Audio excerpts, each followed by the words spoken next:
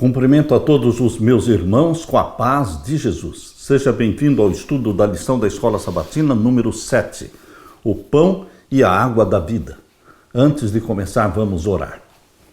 Pai querido que estás nos céus, nos introduzimos na tua presença, confiando nos méritos de Jesus, nosso Salvador. É em nome de Jesus que pedimos que o Senhor derrame o Espírito Santo prometido por Jesus. O Senhor Jesus disse, não muito depois destes dias, vocês serão batizados com o Espírito Santo e com fogo. Derrama, pois, esta bênção, cumpre esta promessa na nossa vida. Em nome de Jesus pedimos. Amém, Senhor. O pão e a água da vida. O verso áureo. Então o Senhor disse a Moisés, até quando vocês se recusarão a guardar os meus mandamentos e as minhas leis? Vejam, o Senhor deu a vocês o sábado. Por isso, ele no sexto dia lhes dá alimento para 2 dias. Cada um fique onde está. Ninguém saia do seu lugar no 7º dia. Assim, o povo descansou no 7º dia. Êxodo 16, versos 28 a 30. Louvado seja Deus por esse texto de Êxodo 16, 28 a 30. Por quê? Porque está mostrando que o alimento que nós comemos no sábado é provido por Deus. Não é fruto do seu trabalho, não é fruto do suor do teu rosto. O alimento que você, filho e filha de Deus, comem no sábado foi provido por Deus já no 6º dia, na sexta-feira. Por isso Deus dá o pão em dobro na sexta-feira, para que você descanse no sábado, o dia do Senhor. Este é um ensinamento que vem fortalecer a obediência ao 4º mandamento da lei de Deus, que diz, lembra-te do dia do sábado para o santificar. 6 dias trabalharás, farás toda a tua obra, mas o 7º dia é o sábado do Senhor teu Deus. Nele não farás nenhuma obra. Portanto, meu querido irmão, antes de Deus escrever os 10 mandamentos no Monte Sinai, isto está no capítulo 20 de Êxodo, antes disso, já no capítulo 16, Deus mostrou o sábado, o 7º dia da semana, é o dia do Senhor. E vocês não devem trabalhar. Vocês vão comer no sábado o alimento que eu vou lhes dar na sexta-feira. Um milagre feito por Deus semanalmente. Depois de deixar o Egito, Israel estava em uma jornada desconhecida para a terra prometida. O povo enfrentou uma jornada longa e difícil e precisava aprender uma infinidade de novas lições. O Senhor o guiaria e cuidaria dele, desejava ajudá-lo a crescer, mas ele deveria aprender disciplina, autocontrole, sacrifício, altruísmo, confiança no Senhor e especialmente aprender a obediência. Moisés era um líder presente e o povo tinha que seguir sua liderança se quisesse triunfar. Era crucial que todos permanecessem juntos, cooperassem com uma comunidade e ajudassem uns aos outros. Havia muitos obstáculos e desafios pela frente. Grande parte de seu crescimento espiritual dependeria de como eles enfrentariam esses desafios e como responderiam a Moisés, especialmente quando os desafios aumentassem. Segundo um ditado chinês, uma jornada de 1000 milhas começa com um único passo. Portanto, obediência a partir de uma pessoa. Você precisa obedecer nas mínimas coisas, para que seja obediente nas coisas difíceis. Isso era verdade para com os israelitas e eles precisavam confiar nas instruções do Senhor a cada passo. Infelizmente, como veremos, eles não aprenderam essas lições tão facilmente. Mas quem aprende? É fácil a obediência? Não, porque você tem que crucificar o eu. Você tem que crucificar o seu eu, o meu eu tem que morrer para que prevaleça em mim, em você, o eu de Jesus. Jesus Cristo tem que prevalecer na minha vida, nas minhas decisões. renunciando a mim mesmo. Negue-se a si mesmo, tome a sua cruz e siga-me. Negar-se a si mesmo, dizer não para o nosso eu e dizer sim para Jesus Cristo. Aleluia! Na parte de domingo, as águas amargas. Logo após o majestoso milagre do Mar Vermelho, a travessia do Mar Vermelho em seco, logo após este grande milagre, Deus intencionalmente conduziu o povo de Israel por um caminho em que ele já sabia que não encontrariam água. Por 3 dias caminharam sem encontrar água. Mas isso não foi por acaso, isso foi intencional. Depois de uma grande bênção dada por Deus, geralmente ele manda uma provação. Ele envia uma provação, um teste, para ver se realmente confiamos nele. Portanto, meu querido irmão, águas amargas surgiram na vida de Israel não por acaso. Deus pretendia ensiná-los a confiar. As narrativas bíblicas, diferentes papéis são desempenhados por diferentes personagens, bons ou maus. E precisamos prestar bastante atenção aos enredos, aos lugares, ao ritmo e aos vilões. No entanto, o elemento mais importante em um enredo geralmente é a solução da crise e as lições aprendidas. Não é diferente nesses relatos.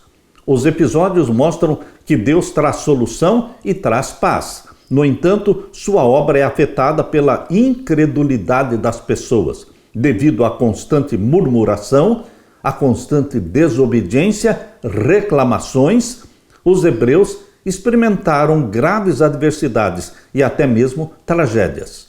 Eles trouxeram sobre si muitas dificuldades por causa da sua incredulidade e indisposição para se arrepender.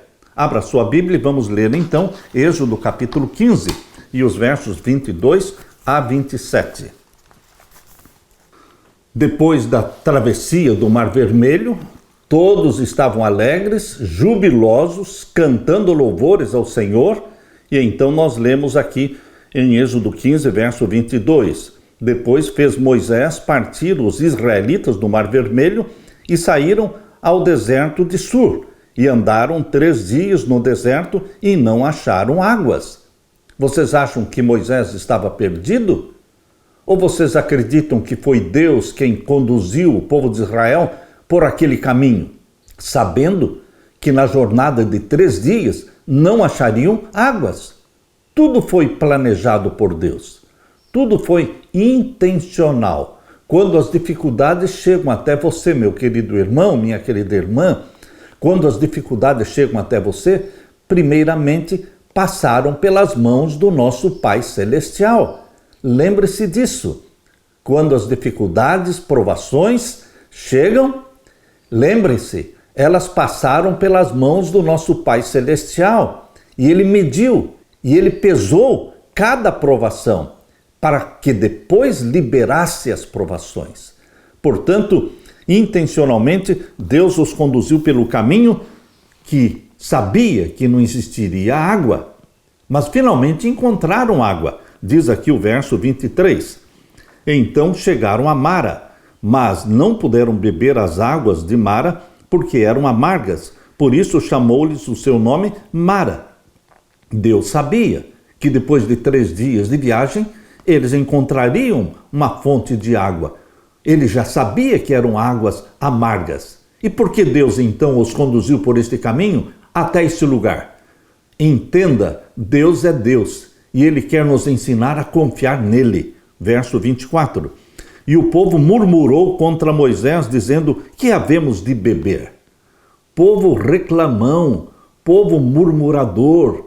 Nós precisamos aprender a não reclamar. Isto ofende a Deus. Se era Deus o líder, era Deus o condutor, então a murmuração era ofensa a Deus. Eles estavam murmurando contra Moisés, mas na realidade Moisés era simplesmente um instrumento de Deus. Na realidade estavam reclamando de quem? De Deus. Cuidado com as suas reclamações. Cuidado com as suas murmurações. Deus não se agrada. Verso 25. E ele clamou ao Senhor, e o Senhor lhe mostrou um lenho, ou seja, um pedaço de árvore, que lançou nas águas, e as águas se tornaram doces. Ali lhes deu estatutos e uma ordenação, e ali os provou.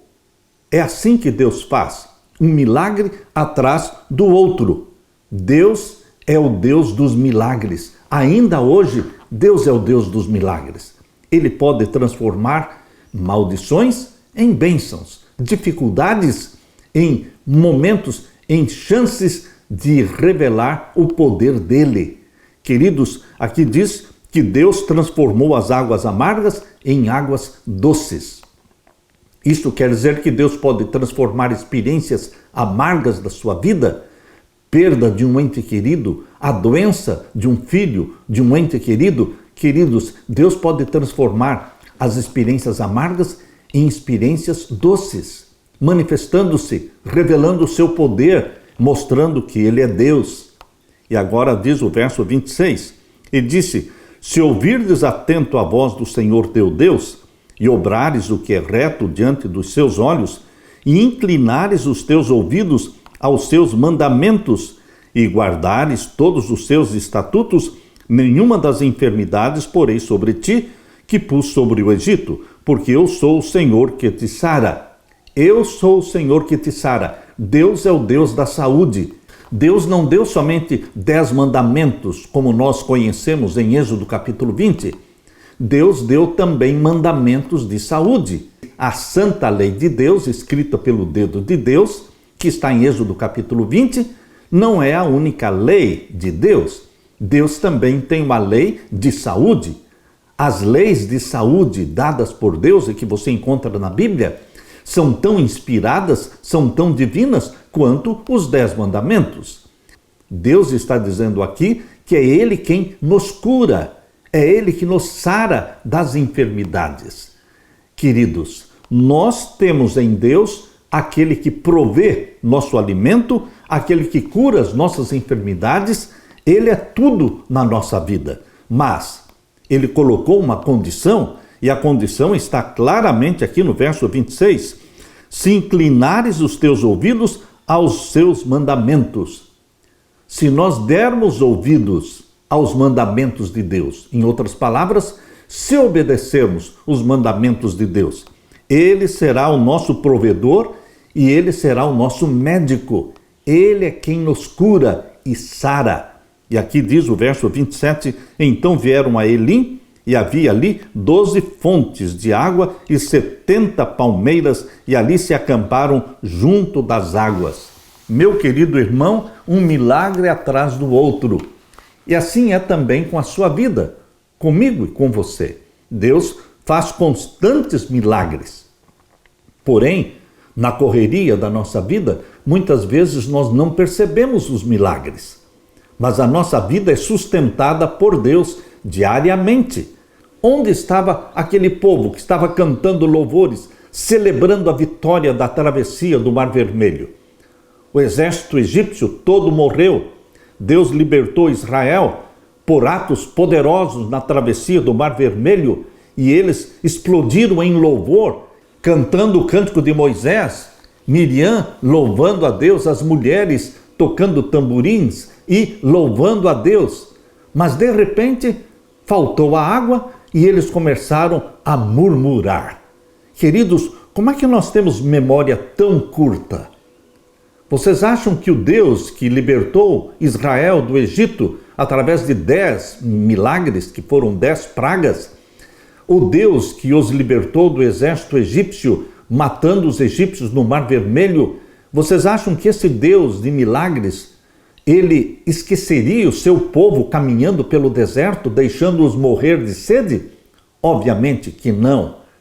Mas Israel tinha que aprender a confiar. Deus assim também está trabalhando com você e comigo. Ele quer nos ensinar a confiar nele. Lembre-se, Ele pode transformar as experiências amargas da nossa vida em experiências doces, onde vamos aprender a confiar mais nesse Deus que nos ama, que deu seu Filho para morrer por nós, Provações, todos teremos e todos temos. Mesmo Jesus estava rodeado de provações, de sofrimentos, porém, todas as provações que chegam até você, lembre-se, elas passaram pelas mãos do nosso Pai. E Ele mediu e pesou cada uma para depois liberar. Portanto, não murmure, não reclame, porque Deus é quem cuida de você. E Ele vai permitir provações para purificar o seu caráter, o meu caráter, em nome de Jesus. Aleluia! Na parte de segunda-feira, codornizes e maná. O povo clamou, queremos carne, queremos carne. Deus deu para eles o maná, o pão celestial, mas eles clamavam, queremos carne. Será que hoje ainda não se repete essa experiência no meio do povo de Deus? O povo de Deus é muito duro para aprender. Deus deu para a Igreja Adventista do Sétimo Dia algo que nós chamamos de reforma da saúde. Livros como Conselhos sobre o Regime Alimentar, livros como Conselhos sobre Saúde, o livro Temperança, o livro Medicina e Salvação, o livro Ciência do Bom Viver, todos estes livros escritos por Ellen White, mas sob a inspiração de Deus, eles estão falando da reforma da saúde. Deus quer que você aprenda a viver sem a carne. Não é pecado comer a carne sem gordura e sem o sangue. Mas Deus tem um plano de fazer com que o seu povo viva de acordo com a dieta original dada lá em Gênesis capítulo 1. Gênesis capítulo 1, verso 29, fala da dieta original que Deus deu para Adão e Eva e não incluía a carne. Meu querido irmão, a carne foi dada como um alimento de emergência após o dilúvio. E Deus quer que o seu povo aprenda a viver sem a carne e deixe os animais em paz. Mas o povo de Israel foi duro de coração, eles queriam carne. Infelizmente, vemos um padrão de rebelião nessas histórias de peregrinação. O povo rapidamente esquecia a ajuda poderosa de Deus no passado e como ele havia solucionado seus problemas. Os israelitas permitiram que seus problemas ofuscassem o objetivo final e o futuro maravilhoso prometido. É um problema comum até mesmo entre o povo de Deus hoje. Qual foi a causa da murmuração dos israelitas e o que aconteceu? Abre então a sua Bíblia em Êxodo capítulo 16. Êxodo capítulo 16, e aqui nós lemos: E partidos de Elim, toda a congregação dos filhos de Israel veio ao deserto de Sim, que está entre Elim e Sinai, aos 15 dias do mês segundo. No segundo mês, o primeiro mês foi Nisan, no segundo mês, no dia 15 do segundo mês, eles chegaram então ao deserto do Sinai, depois que saíram da terra do Egito. E toda a congregação dos filhos de Israel murmurou contra Moisés e contra Arão no deserto.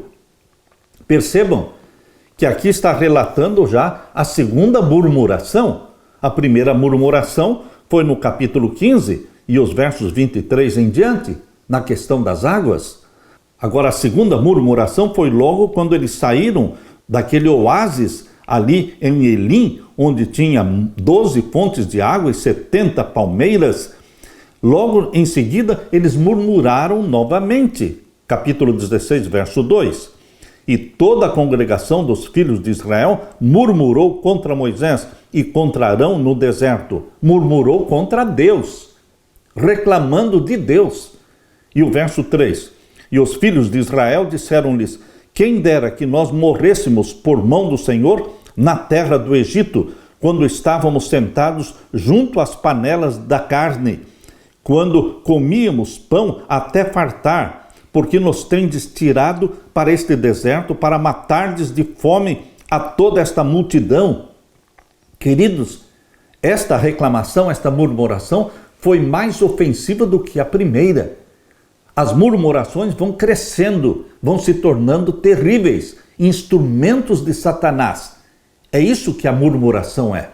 Murmuração é um instrumento de Satanás para ofender a Deus e para desagradar a Deus.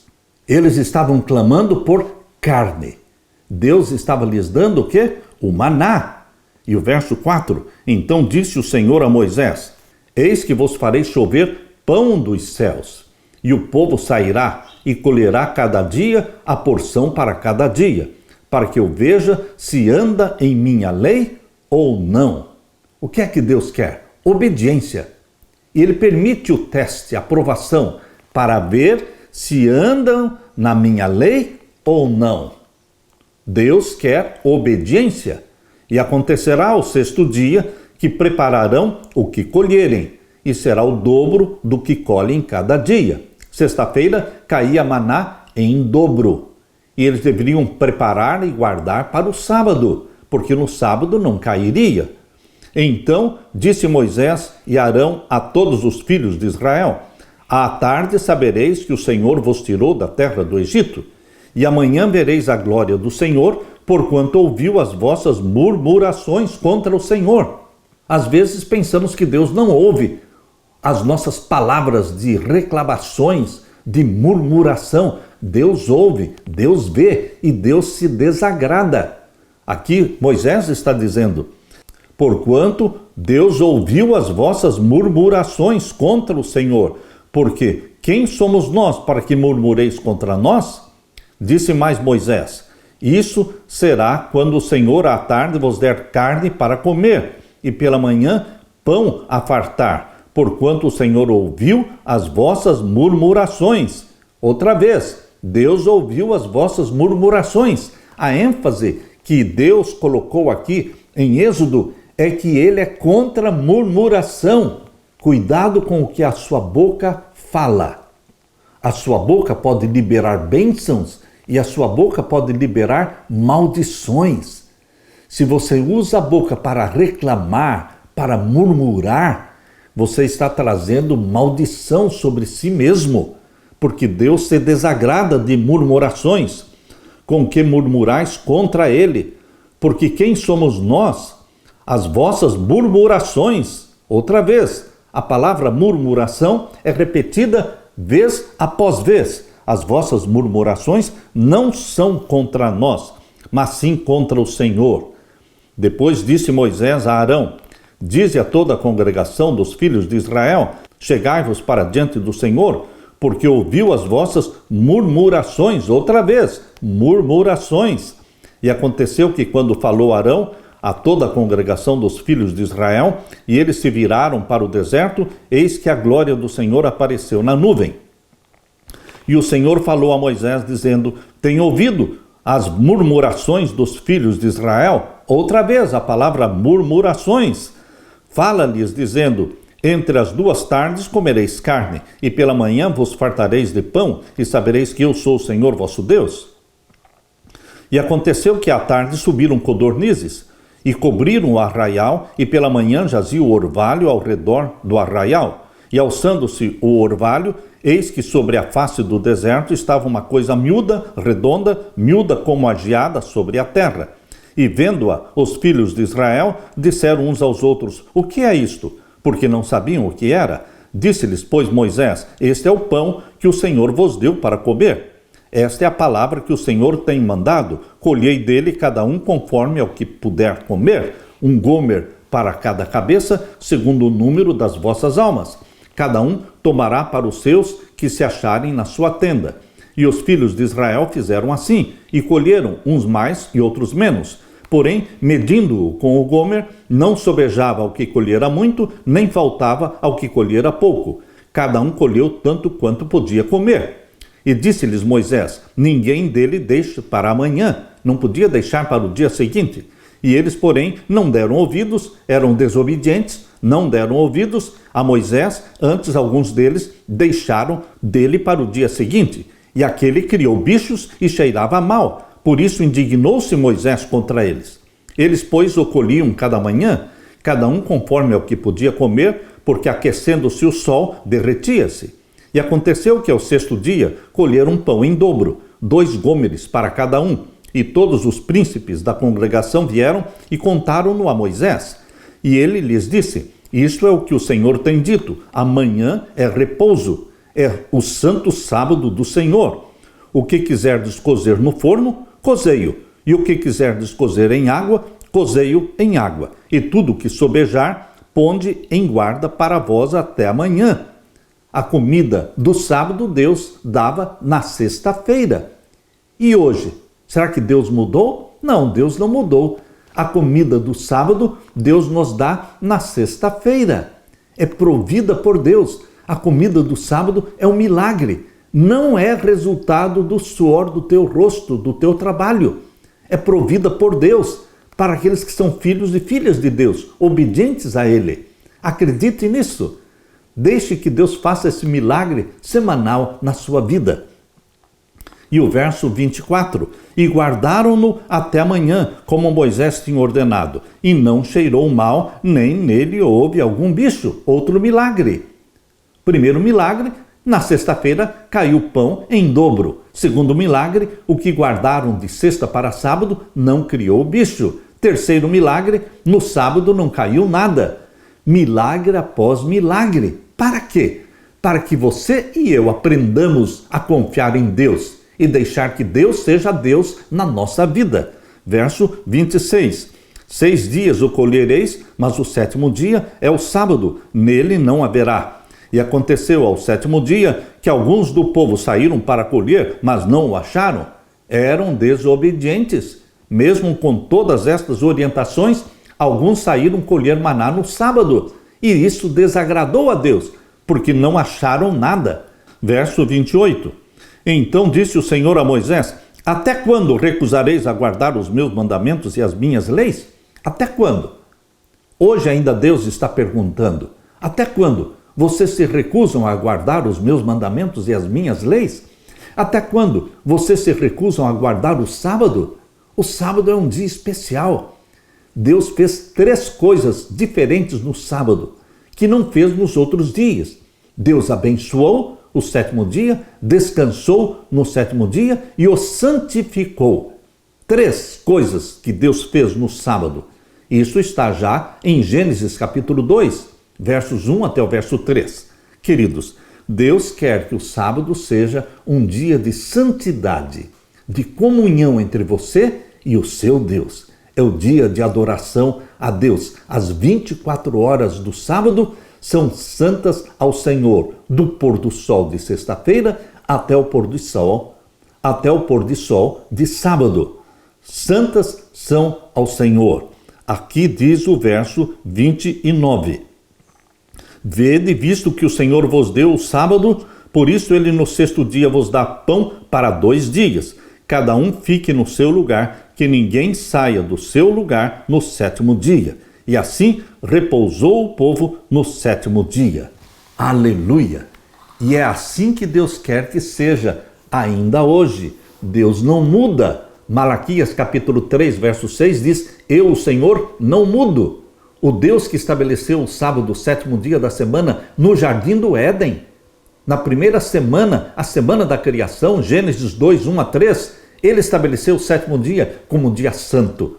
Ele reafirmou este mandamento quando escreveu os 10 mandamentos em Êxodo capítulo 20, versos 8 a 11. E ele provou que deveriam descansar no sábado quando fez o milagre do maná, fazendo com que o povo colhesse o maná em dobro na sexta-feira para não precisar sair colher no sábado. Queridos, Deus quer ensinar para você e para mim a obediência e mostrar que o sábado é o sinal de Deus. Ezequiel capítulo 20, verso 12 diz, eis que eu lhes dei os meus sábados para servirem de sinal entre mim e vocês, para que saibam que eu sou o Senhor que os santifica. O sábado é o sinal de Deus ainda hoje. Quando Deus escolheu alimentar o seu povo através do maná, e o povo estava clamando pela carne, isso não agradou a Deus. Deus quer que você tenha o domínio do apetite. Não é comer o que você quer comer, o que você gosta de comer. É comer o que Deus quer que você coma. É o que Deus gosta, é o que Deus deseja. É a vontade de Deus que tem que prevalecer na sua vida. Deus quer ensinar para mim, para você, o domínio do apetite. Porque se dominarmos o apetite, vamos ter o domínio sobre as outras tentações também. É isso que está escrito neste livro, Conselhos sobre o Regime Alimentar. Na página 163, diz assim: o dominador poder do apetite. Demonstrar-se-á a ruína de milhares. Quando se houvessem vencido neste ponto, teriam tido poder moral para alcançar a vitória sobre todas as outras tentações de Satanás. Vou repetir: se houvessem vencido neste ponto, teriam tido poder moral para alcançar a vitória sobre todas as outras tentações de Satanás. Mas os que são escravos do apetite falharão em aperfeiçoar um caráter cristão. Deus ainda quer implantar em você as leis da saúde e dar para você o domínio do apetite. Deixe que Deus seja Deus na sua vida. Aleluia! Na parte de terça-feira, água da rocha. Que rocha? A rocha que os seguia. Onde quer que o povo fosse caminhando pelo deserto, onde quer que eles fossem conduzidos por Deus, lá estava uma rocha. E eles bebiam a água da rocha. Este milagre não aconteceu uma vez ou duas vezes, mas por 40 anos eles estiveram bebendo da rocha, porque a rocha é Cristo e a rocha os seguia. Meu querido irmão, Deus não só dá o pão, mas Deus também nos dá a água. No período da angústia, qual nunca houve, a angústia que você e eu vamos passar agora nesta última geração, antes da volta de Jesus, nós vamos ser alimentados por Deus. Por isso que a Bíblia diz: seu pão e sua água serão certos. Deus vai nos alimentar com o pão celestial e com a água, assim como fez um milagre no deserto com o povo de Israel. Abra sua Bíblia e vamos ler Êxodo capítulo 17 e vamos ler os versos 1 até o verso 7. Depois, toda a congregação dos filhos de Israel partiu do deserto de Sim pelas suas jornadas, segundo o mandamento do Senhor, e acamparam em Refidim, e não havia ali água para o povo beber. Novamente, Deus estava provando o seu povo. Ora, essa experiência se repete. Provações, provações, testes e mais testes. É a travessia do deserto. É o fogo do ourives. Deus vai purificando os defeitos do nosso caráter. Assim foi naquele tempo e assim é hoje. Isto que foi escrito para o nosso ensino foi escrito, para que não sejamos pessoas murmuradoras, para que não sejamos reclamões, mas sim submissos à vontade de Deus. E aqui diz o verso 2: e então contendeu o povo com Moisés outra vez, brigando com Moisés, e disseram: dá-nos água para beber. E Moisés lhes disse: por que contendeis comigo? Por que tentais ao Senhor? Tendo, pois, ali o povo sede de água, o povo murmurou contra Moisés e disse: por que nos fizeste subir do Egito para nos matares de sede, a nós e aos nossos filhos e ao nosso gado? E clamou Moisés ao Senhor, dizendo: que farei a este povo? Daqui a pouco me apedrejarão. Então disse o Senhor a Moisés: passa diante do povo e toma contigo alguns dos anciãos de Israel, e toma na tua mão a tua vara com que feriste o rio, e vai. E eis que eu estarei ali diante de ti sobre a rocha, em Horebe, e tu ferirás a rocha, e dela sairão águas, e o povo beberá. E Moisés assim o fez, diante dos olhos dos anciãos de Israel. E chamou o nome daquele lugar Massá e Meribá, por causa da contenda dos filhos de Israel, e porque tentaram ao Senhor, dizendo: está o Senhor no meio de nós ou não? Tentaram ao Senhor. Essa expressão usada por Moisés, porque ali tentaram ao Senhor. Queridos, coisa terrível é tentar a Deus. As murmurações, as reclamações, constantes reclamações. Hoje, o povo de Deus muitas vezes reclama de tudo. Reclama do sol, reclama da chuva, reclama do calor, reclama do frio, reclamam de tudo. Nós não podemos ser reclamões. Cuidado, boca, com o que fala, porque aquilo que você fala, você recebe. Fale das bênçãos de Deus, fale do poder de Deus e você vai ser abençoado. Mas aqui fala que o povo era reclamão, de novo e de novo. Moisés chamou o lugar de Massá, que significa provocação, e Meribá, que significa reclamação. O Senhor deu água aos israelitas, apesar da sua incredulidade. Esses dois nomes deveriam servir de lembrete para que o povo de Israel não provocasse a Deus, nem reclamasse dele. Os israelitas questionaram seriamente a presença de Deus entre eles, embora já tivessem visto muitas evidências concretas, não apenas da sua presença, mas também do seu poder e autoridade. Moisés feriu a rocha, mas era o Filho de Deus, Jesus, que velado na coluna de nuvem, estava ao lado de Moisés e fazia correr a água doadora de vida. O milagre era de Jesus. Não somente Moisés e os anciãos, mas também toda a congregação que permanecia à distância, viram a glória do Senhor. Contudo, se fosse removida a nuvem, teriam sido mortos pelo terrível esplendor daquele que nela habitava. A água é símbolo de vida, porque sem água não há vida. Cada célula do nosso corpo precisa de água. A água representa entre 50% e 75% do nosso corpo, dependendo da idade da pessoa. Até os ossos são compostos parcialmente de água. Prover água no deserto era sinal de que Deus cuidava dos israelitas e de que poderiam confiar nele. Mas, para isso, eles tinham que obedecer.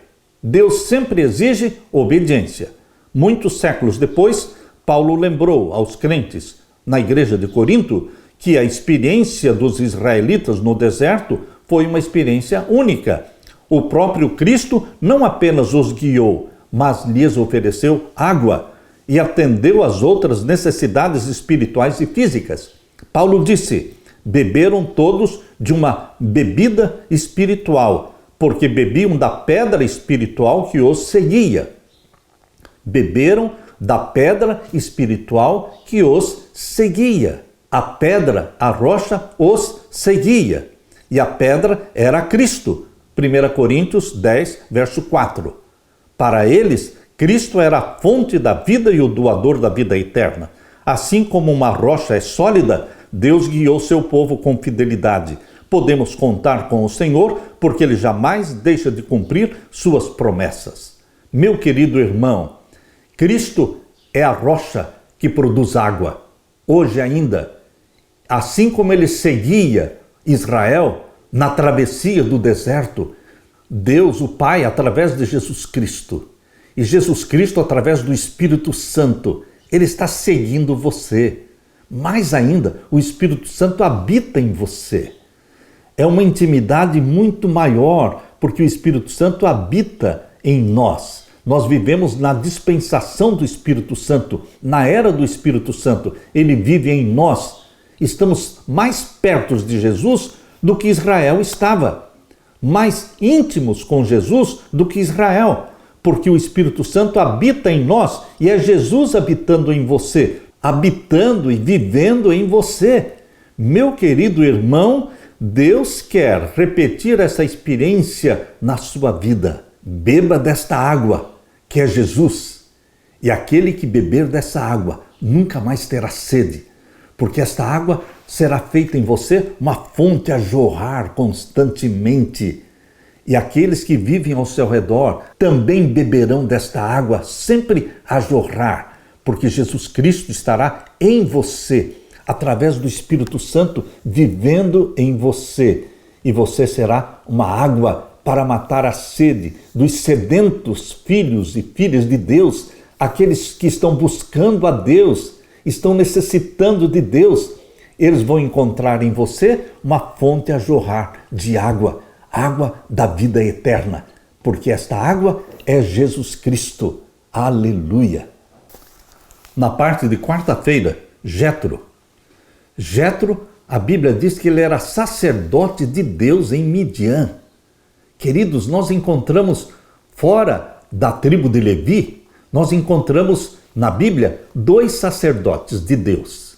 Nós encontramos Melquisedeque, que era contemporâneo de Abraão, que nunca pertenceu à tribo de Levi, porque Levi nem existia naquele tempo, mas a Bíblia diz que Melquisedeque era sacerdote do Deus Altíssimo.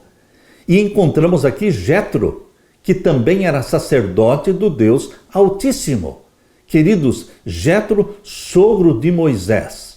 Quando Moisés fugiu do Egito para o deserto, ele encontrou ali a família de Jetro. Foi Deus quem conduziu Moisés na sua fuga, encontrando ali uma família que o abrigou. Ele se casou com a filha de Jetro, Zípora. Ele foi orientado por Jetro. Jetro não foi somente um conselheiro, mas foi um verdadeiro pai para Moisés. Moisés foi visitado por Jetro, seu sogro, que também é chamado de Reuel, em Êxodo capítulo 2, verso 18. Jetro trouxe consigo a esposa de Moisés, Zípora, e seus 2 filhos, Gerson e Eliezer. Quando Moisés ouviu que eles estavam chegando, saiu para recebê-los. Abra sua Bíblia agora em Êxodo capítulo 18. E aqui lemos: ora, Jetro, sacerdote de Midian, sogro de Moisés, ouviu todas as coisas que Deus tinha feito a Moisés e a Israel, seu povo, como o Senhor tinha tirado a Israel do Egito. E Jetro, sogro de Moisés, tomou a Zípora, a mulher de Moisés, depois que ele lhe enviara. Queridos, nós sabemos que Jetro, ele era da descendência também de Abraão, através de Quetura. Depois que Sara morreu, Abraão se casou com Quetura e teve muitos filhos. E Jetro era descendente de Abraão, porque ele era descendente de um dos filhos de Quetura. Aqui em Êxodo capítulo 18, verso 3, diz: com seus 2 filhos, dos quais um se chamava Gerson, porque disse: eu fui peregrino em terra estranha, e o outro se chamava Eliezer, porque disse: o Deus de meu pai foi minha ajuda e me livrou da espada de Faraó. Vindo, pois, Jetro, o sogro de Moisés, com seus 2 filhos e com a sua mulher, a Moisés, no deserto, ao monte de Deus, onde se tinha acampado, disse a Moisés: eu, teu sogro Jetro, venho a ti, com tua mulher e seus 2 filhos com ela. Então saiu Moisés ao encontro de seu sogro, e inclinou-se e beijou-o, e perguntaram um ao outro como estavam, e entraram na tenda. E Moisés contou ao seu sogro todas as coisas que o Senhor tinha feito a Faraó e aos egípcios por amor de Israel, e todo o trabalho que passaram no caminho, e como o Senhor os livrara. E alegrou-se Jetro de todo o bem que o Senhor tinha feito a Israel, livrando-o da mão dos egípcios. E Jetro disse: bendito seja o Senhor, que vos livrou das mãos dos egípcios e da mão de Faraó, que livrou a este povo de debaixo da mão dos egípcios. Agora sei que o Senhor é maior que todos os deuses, porque na coisa em que se ensoberbeceram, os sobrepujou. Então tomou Jetro, o sogro de Moisés, holocausto e sacrifícios para Deus. E veio Arão e todos os anciãos de Israel para comerem pão com o sogro de Moisés diante de Deus. E aconteceu que, ao outro dia, Moisés assentou-se para julgar o povo. E o povo estava em pé diante de Moisés desde a manhã até a tarde. Vendo, pois, o sogro de Moisés tudo o que ele fazia ao povo, disse: que é isto que tu fazes ao povo? Porque te assentas só e todo o povo está em pé diante de ti desde a manhã até a tarde? Então disse Moisés a seu sogro: é porque este povo vem a mim para consultar a Deus. Quando tem algum negócio, vem a mim para que eu julgue entre um e outro e lhes declare os estatutos de Deus e as suas leis. O sogro de Moisés, porém, lhe disse: não é bom o que fazes. Totalmente desfalecerás, assim tu como este povo que está contigo, porque este negócio é muito difícil para ti, tu só não podes fazer. Ouve agora a minha voz, e eu te aconselharei, e Deus será contigo. Sê tu pelo povo diante de Deus, e leva tu as coisas a Deus, e declara-lhes os estatutos e as leis, e faz-lhes saber o caminho em que devem andar e a obra que devem fazer. E tu, dentre todo o povo, procura homens capazes, tementes a Deus, homens de verdade, que aborreçam a avareza, e põe-nos sobre eles por maiorais de 1000, maiorais de 100, maiorais de 50 e maiorais de 10, para que julguem este povo em todo o tempo. e seja que em todo negócio grave tragam a ti, mas todo negócio pequeno eles o julguem. Assim, a ti mesmo te aliviarás da carga e eles a levarão contigo. Verso 24. E Moisés deu ouvidos à voz do seu sogro e fez tudo quanto tinha dito. E escolheu Moisés homens capazes de todo Israel e os pôs por cabeças sobre o povo, maiorais de 1000, maiorais de 100, maiorais de 50 e maiorais de 10.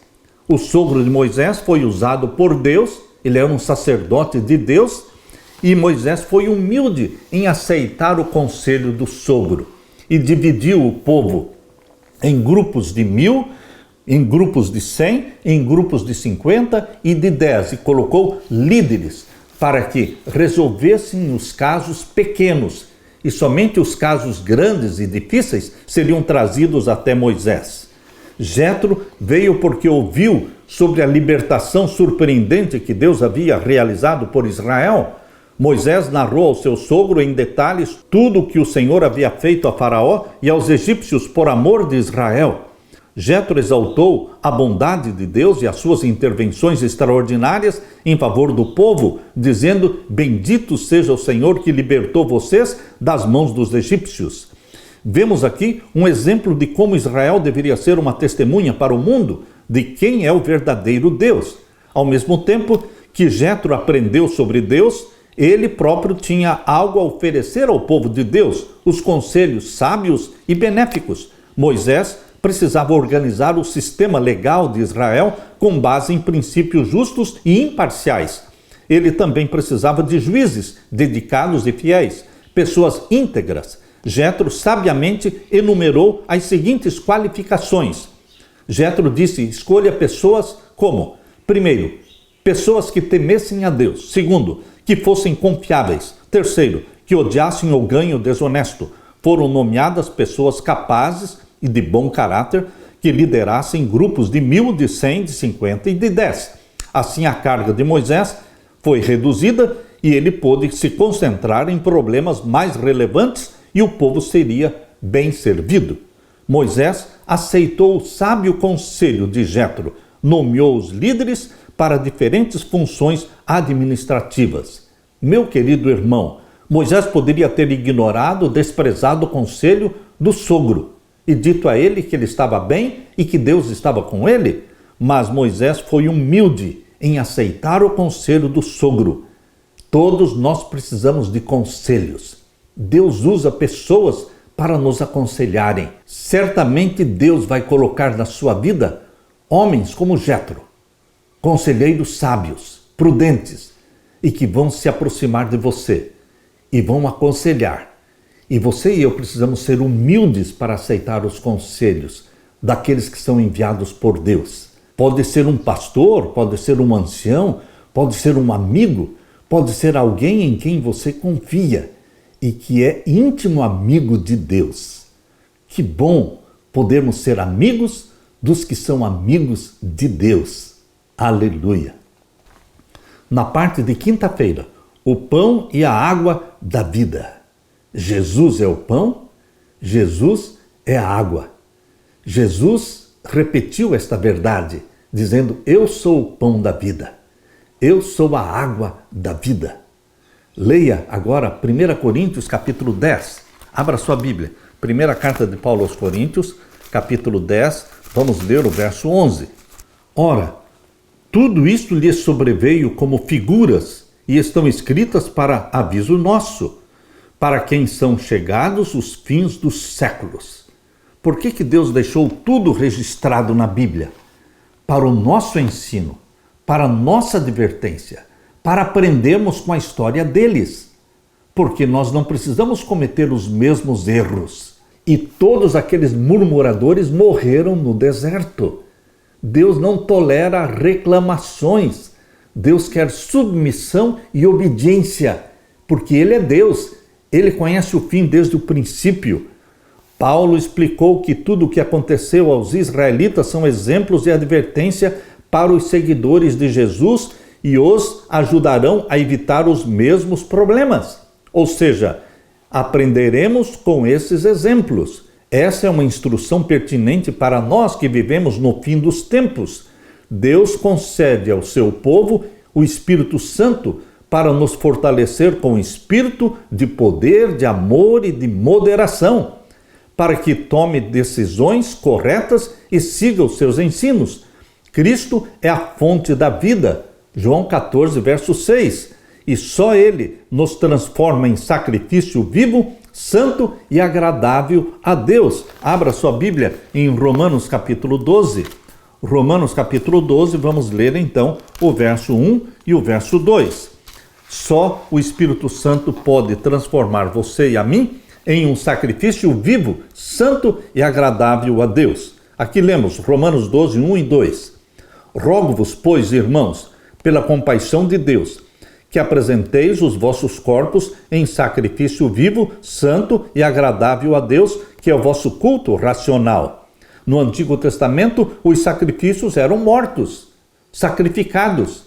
No Novo Testamento, prevalece o santuário celestial e o sacrifício é único. Foi o sacrifício do Cordeiro de Deus, que é Jesus. Mas Paulo está dizendo aqui em Romanos 12, 1, que você e eu deveremos ser sacrifícios vivos. O que é ser um sacrifício vivo? Nossa vida deve ser oferecida a Deus em sacrifício vivo a Deus, porque o nosso eu morre. E o eu de Jesus Cristo, a vontade de Jesus Cristo, a mente de Jesus Cristo é implantada em nós. Não vivo mais eu, disse Paulo, mas Cristo vive em mim. Quando nós crucificamos o nosso eu e Cristo vive em nós, nós nos tornamos um sacrifício vivo, santo e agradável a Deus. É isso exatamente o que o Espírito Santo faz por você e em você. Rogo-vos, pois, irmãos, pela compaixão de Deus, que apresenteis os vossos corpos em sacrifício vivo, santo e agradável a Deus, que é o vosso culto racional. E não vos conformeis com este mundo, mas transformai-vos pela renovação do vosso entendimento, para que experimenteis qual seja a boa, agradável e perfeita vontade de Deus. O apelo de Deus para você é que você não se conforme com este mundo. O mundo não presta, o mundo é promíscuo, é profano, o mundo jaz no maligno. E nós não pertencemos a esse mundo. A nossa cidadania é celestial, a nossa cidade está nos céus. Não nos conformemos com os padrões deste mundo, com os costumes deste mundo, com o regime alimentar deste mundo, com a vestimenta deste mundo, com os programas deste mundo. Por quê? O nosso padrão é celestial, é superior. Não se conforme com o mundo, nem se conforme com a maioria da igreja. A maioria da igreja de Laodiceia está morna e será vomitada da boca de Deus. Não seja da maioria da igreja. Seja da igreja remanescente de Deus, sim, não saia dela, mas não seja da maioria. Seja remanescente, fiel e verdadeiro, que guarda os mandamentos de Deus e tem a fé de Jesus Cristo, que possui o ouro provado no fogo, que está vestido com a vestimenta branca da justiça de Cristo e que tem os olhos ungidos pelo colírio do Espírito Santo. Meu querido irmão, não nos conformemos com o mundo, nem nos conformemos com a maioria laodiceana e morna da igreja. Por isso diz aqui, não vos conformeis com este mundo, mas transformai-vos pela renovação da nossa mente. Deus quer transformar a nossa mente, implantar na sua mente a mente de Jesus, para que você pense como Jesus, ame como Jesus, seja submisso ao Pai Celestial como Jesus foi submisso. Transformai-vos pela renovação da vossa mente, do vosso entendimento. Para quê? Para que experimentemos qual seja a boa, agradável e perfeita vontade de Deus. Agora abra sua Bíblia em João capítulo 4, vamos ler os versos 7 até o verso 15. Veio uma mulher de Samaria tirar água e disse-lhe Jesus, dá-me de beber, porque os seus discípulos tinham ido à cidade comprar comida. Disse-lhe, pois, a mulher samaritana, como sendo tu judeu, me pedes de beber a mim, que sou mulher samaritana? Porque os judeus não se comunicam com os samaritanos. Jesus respondeu e disse-lhe, Se tu conheceras o dom de Deus, e quem é o que te diz, dá-me de beber, tu lhe pedirias e ele te daria água viva. Disse-lhe a mulher, Senhor, tu não tens com o que atirar, e o poço é fundo, onde pois tens a água viva? És tu maior do que o nosso pai Jacó, que nos deu o poço, bebendo ele próprio dele, e os seus filhos e o seu gado? Jesus respondeu e disse-lhe, qualquer que beber desta água tornará a ter sede. Mas aquele que beber da água que eu lhe der, nunca terá sede, porque a água que eu lhe der se fará nele uma fonte de água que salte para a vida eterna. Disse-lhe a mulher, Senhor, dá-me dessa água, para que não mais tenha sede e não venha aqui tirá-la. Esta mulher bebeu da água, que é Jesus Cristo, e ela se tornou uma fonte de água sempre a jorrar, porque ela, já de início, trouxe a cidade toda para ouvir Jesus Cristo. Ela foi à cidade e falou, eu nunca vi um homem como este, ele conhece a minha vida. Essa mulher, diz o verso 28, deixou, pois, a mulher ali o seu cântaro e foi à cidade e disse àqueles homens, vinde ver de um homem que me disse tudo quanto tenho feito, porventura não é este o Cristo? Saíram, pois, da cidade e foram ter com ele, com Jesus. Ela se tornou uma fonte a jorrar de água viva. Aquele que bebe da água viva, que é Jesus Cristo. E lembra-se, você tem que beber dessa água diariamente, de manhã, durante o dia e à noite. Você tem que estar bebendo desta água, que é Jesus Cristo. E você se torna fonte de água a jorrar. Você vai trazer muitas almas a Jesus, como esta mulher samaritana trouxe a cidade toda para ouvir de Jesus Cristo. Agora abra também a sua Bíblia no capítulo 6 de João e vamos ler então o verso 31 a 51. Aqui diz, nossos pais comeram o maná no deserto, como está escrito, deu-lhes a comer o pão do céu. Disse-lhes, pois, Jesus, na verdade vos digo, Moisés não vos deu o pão do céu, mas meu Pai vos dá o verdadeiro pão do céu. Porque o pão de Deus é aquele que desce do céu e dá vida ao mundo. Disseram-lhe, pois, Senhor, dá-nos sempre desse pão. E Jesus lhes disse, eu sou o pão da vida. Aquele que vem a mim não terá fome, e quem crê em mim nunca terá sede. Jesus é o pão da vida. Você e eu não comemos do maná que caiu lá no deserto, mas nós estamos comendo, nos alimentando do pão celestial, o verdadeiro pão, que é Jesus Cristo. Ele nos alimenta. E o verso 37 diz, todo o que o Pai me dá virá a mim, e o que vem a mim, de maneira nenhuma o lançarei fora. Aquele que vem a Jesus Cristo beber da água da vida e comer do pão espiritual que é Jesus, não será lançado fora. Essa é uma certeza. Aquele que vem a mim, de maneira nenhuma o lançarei fora, porque eu desci do céu, não para fazer a minha vontade, mas a vontade daquele que me enviou. Jesus é o seu exemplo. Você não vive aqui para fazer a sua vontade, ir aonde você quer ir, comer o que quer comer. Não. A vida de Jesus era uma submissão completa ao Pai Celestial. Por isso ele disse, eu não vim fazer a minha vontade, mas a vontade daquele que me enviou. Como é com você, meu irmão, minha irmã? Você tem suas vontades próprias? Seus desejos próprios? Permita que as suas vontades, seus desejos sejam santificados, para que a vontade de Deus seja implantada em você e que a sua submissão a Deus seja igual à de Cristo, que disse, porque eu desci do céu não para fazer a minha vontade. Você pode dizer, porque eu nasci nesta terra não para fazer a minha vontade. Eu nasci nesta terra para fazer a vontade daquele que me criou. Nós somos filhos e filhas de Deus gerados pelo Espírito Santo para fazermos a vontade do nosso Pai. Assim como o maná no deserto era o pão do céu, a água da rocha era a dádiva de Cristo para saciar a sede do seu povo. Assim também, Jesus Cristo é o pão que lhe é dado cada dia. Alimente-se desse pão, estudando a Bíblia diariamente, bebendo desta água diariamente, comunhão diária com Jesus Cristo. Alimente-se de Jesus Cristo diariamente, dedicando tempo para estudar a Bíblia. Coma do pão espiritual e beba da água da vida. dedicando tempo diariamente para ler cada dia a sua Bíblia com oração e com meditação.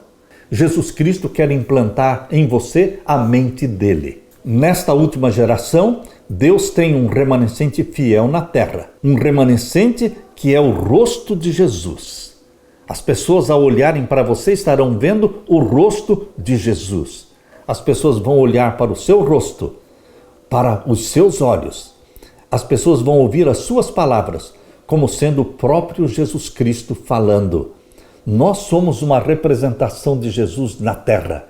Que você seja uma fonte de água viva sempre a jorrar, porque você se alimenta desta fonte de água viva diariamente. Você come deste pão espiritual diariamente. Então você tem algo para dar. Ninguém pode dar o que não tem, mas você recebe de Jesus Cristo e você transmite para as pessoas. Seja você, meu querido irmão, um representante fiel de Jesus Cristo na terra. Que Jesus o batize com o Espírito Santo. A chuva serôdia do Espírito Santo é a minha súplica, é o meu desejo. Amém. Deixe-me orar com você. Pai querido que estás nos céus, dá-nos deste pão que é Jesus. Que Jesus Cristo nos acompanhe, assim como a rocha seguia Israel pelo deserto. Que a rocha Jesus Cristo nos siga e que continuamente estejamos bebendo da fonte de água viva. Derrama sobre nós o Espírito Santo. Em nome de Jesus que pedimos. Amém, Senhor. Deixo com você, meu irmão, minha irmã, a paz de Jesus. Amém.